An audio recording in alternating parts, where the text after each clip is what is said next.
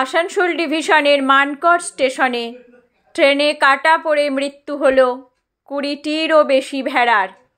বুধবার সকালে লাইন পারাপার করতে গিয়ে এই ঘটনা ঘটেছে।